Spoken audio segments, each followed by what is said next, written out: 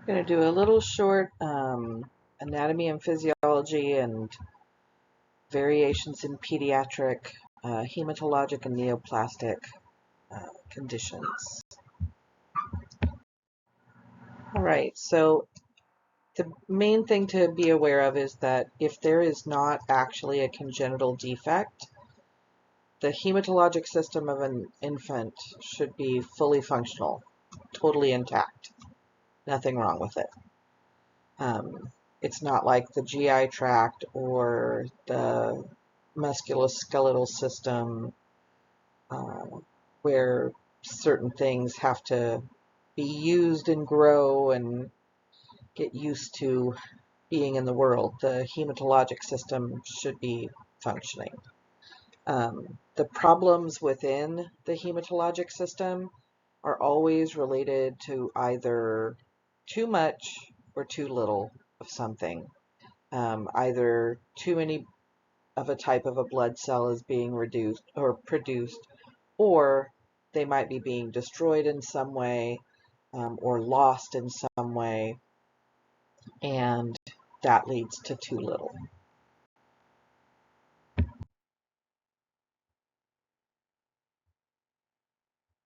The erythrocytes, they transport nutrients and oxygen to the body, and then they pick up waste from the tissues, and we get that traveling through us so that we can get it out of us.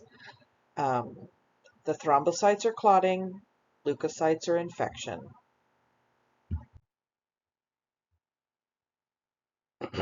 These are the differences.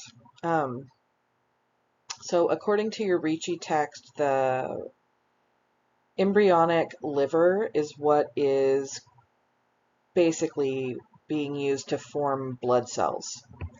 And that starts happening at about 8 weeks gestation. So the blood cells are mostly forming in the liver, and this happens until a few weeks before delivery. So this is part of the reason why a neonate that is born premature is at a higher risk for anemias, because they have not had those last few weeks of blood cell formation. Lymphoid cells, they're being made in the spleen of the embryo. The thymus makes a couple lymphocytes.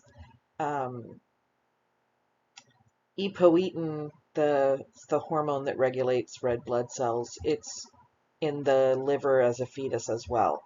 And then after birth, the kidneys take over producing epoetin. So there's 3 different types of hemoglobin. I don't need you to know all of them. I just need you to be aware that they exist. So there's hemoglobin A, hemoglobin F, which is fetal, and hemoglobin A2. After about 6 months of life, hemoglobin A is the one that we see the most of. When they're a neonate, the biggest difference they have is the amount of red blood cells that they have circulating. So fetal hemoglobin has a really short cell life, and there's a lot more of it than they're born. This is the regulation and the creation and production of red blood cells changes, and that puts them at risk for anemia, and that can lead to problems with how much oxygen they can carry, right? Over time, as the production of the red blood cells transfers from liver to the bone marrow, the balance kind of gets affected, so they have to regulate that. The fetus then gets iron through the placenta from the mom. So a preterm infant, again, misses out on those last few weeks of transplacental iron transfer, and this puts them at a higher risk for anemia.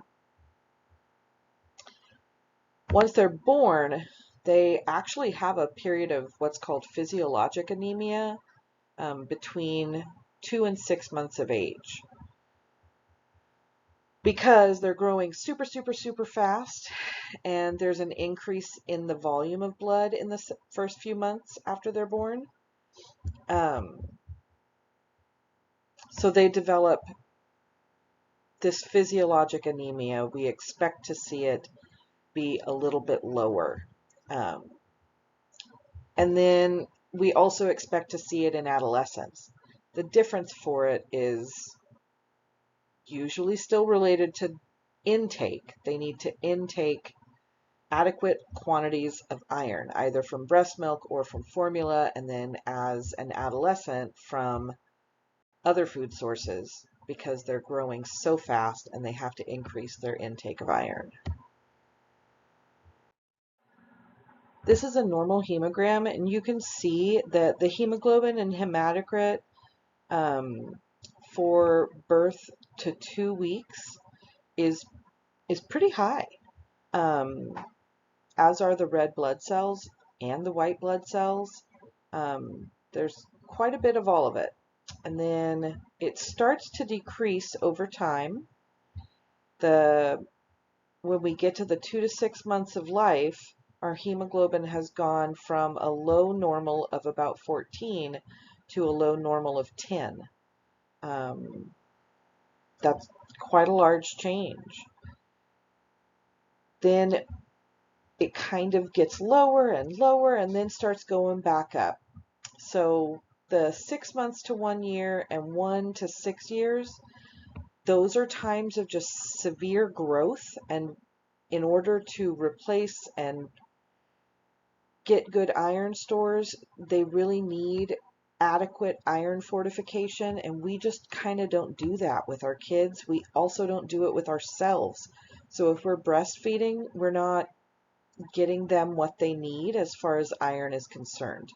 So most kids should be on some form of iron supplementation as infants and small children, but they're not usually. So then we see the hemoglobin and hematocrit start to inch back up.